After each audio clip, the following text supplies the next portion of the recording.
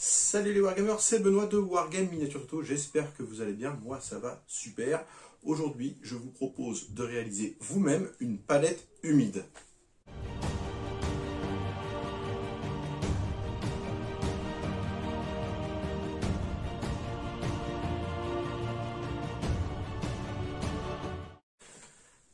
Gardez vos sous, ne dépensez plus des fortunes en peinture.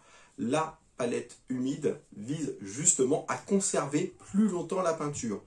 Je vais vous expliquer très brièvement comment cela fonctionne, mais c'est très simple. On va déjà parler de la palette sèche, la palette que vous utilisez très certainement.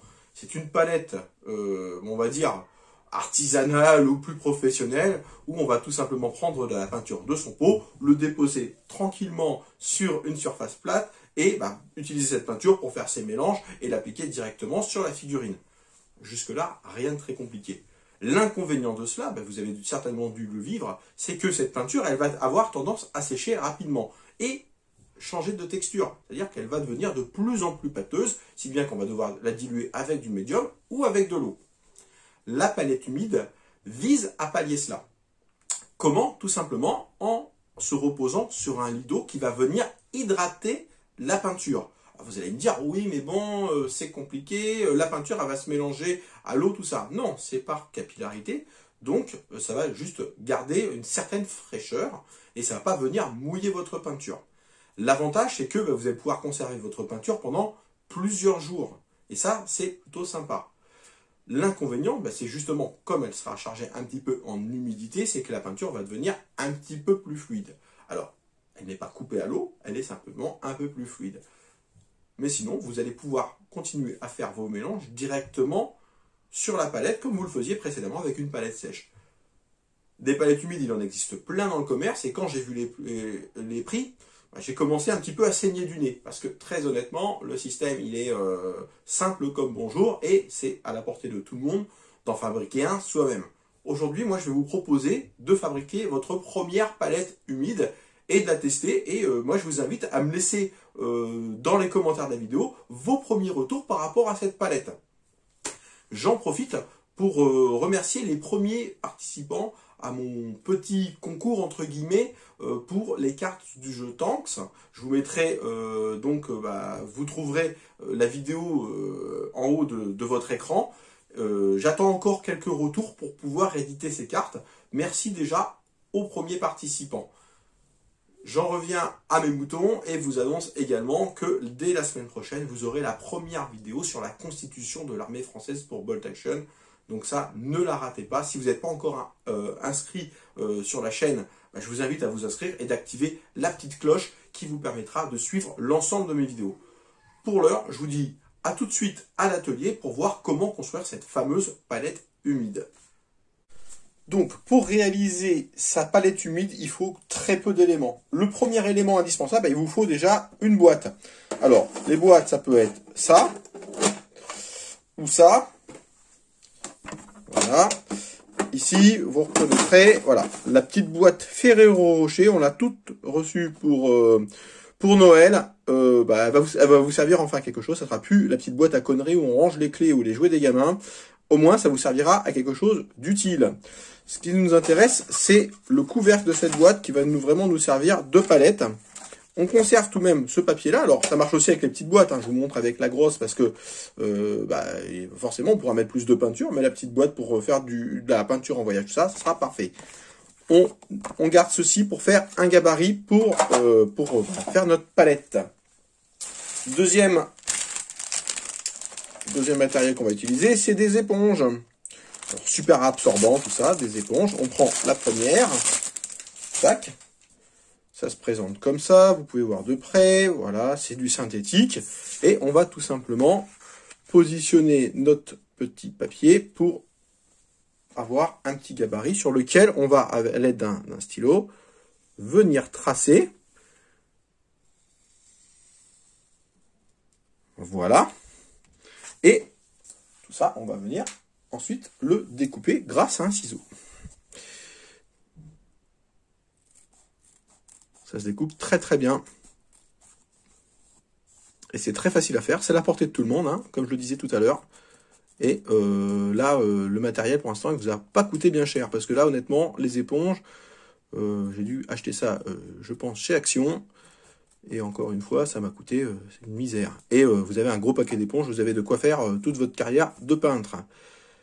On va venir arrondir un petit peu ça, que ça fasse propre. Voilà. Et on finit par ce petit coin-là. Alors, la découpe n'a pas besoin d'être nickel. On vire ça et on regarde tout simplement si ça rentre dans la palette. Normalement, ça doit rentrer parfaitement. Et ben c'est nickel. Donc, il n'y a pas un côté ou l'autre. Hein. On va prendre le côté le plus plat pour que ça ne crée pas d'aspérité.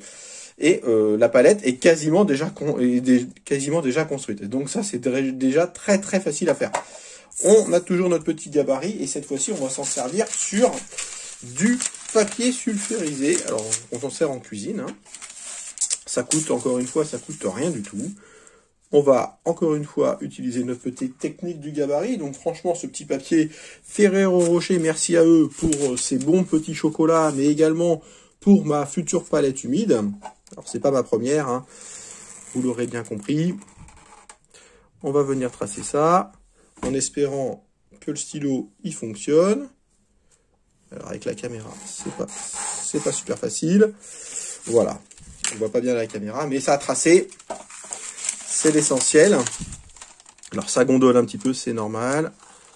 Et on va venir découper notre petit papier sulfurisé. En prenant bien soin de suivre notre trait. Ça, c'est quelque chose que vous pouvez faire avec vos enfants. Hein.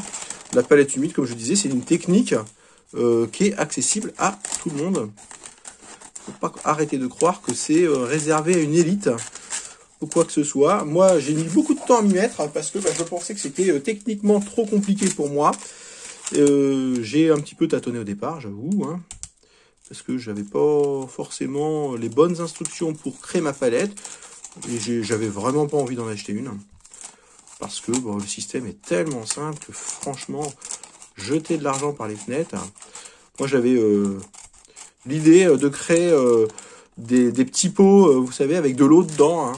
Et puis, je vais marquer peinture pour la peinture sur figurine, pour diluer. Je vais vendre ça 10 balles pièce. Et puis, je vais dire que c'est pour les figurines. Et je vais faire fortune avec ça. Parce que, honnêtement, il y a certains matériels de hobby, c'est abusé. C'est abusé.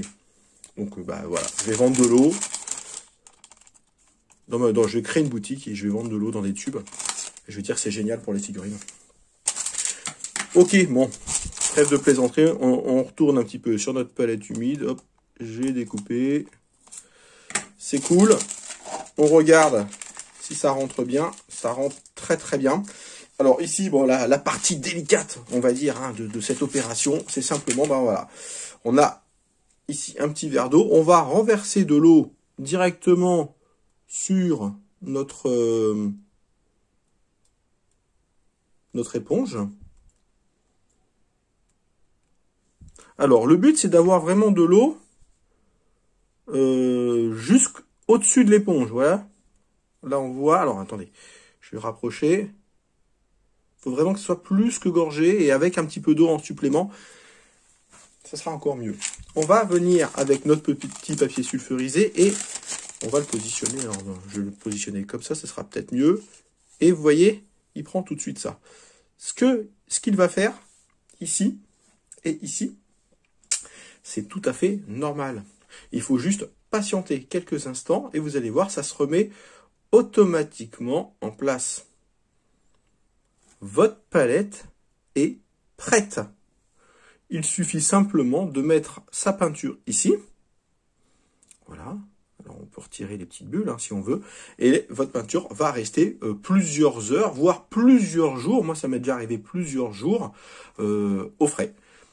Tout simplement, elle va rester humide et vous pourrez encore l'utiliser. Le mieux, voilà, vous mettez le petit couvercle Et ben voilà, ça évitera l'évaporation de l'eau. J'espère que cette technique vous aura plu et que vous allez faire un petit peu des économies dessus. N'hésitez pas à m'envoyer vos photos de vos réalisations, mais également vos retours par rapport à cette vidéo. Moi, c'est toujours bon à prendre, même si vous avez d'autres petites astuces à me donner. Moi, je me ferai un plaisir de les présenter. Je vous dis à très très bientôt pour de nouvelles aventures. Ciao, ciao!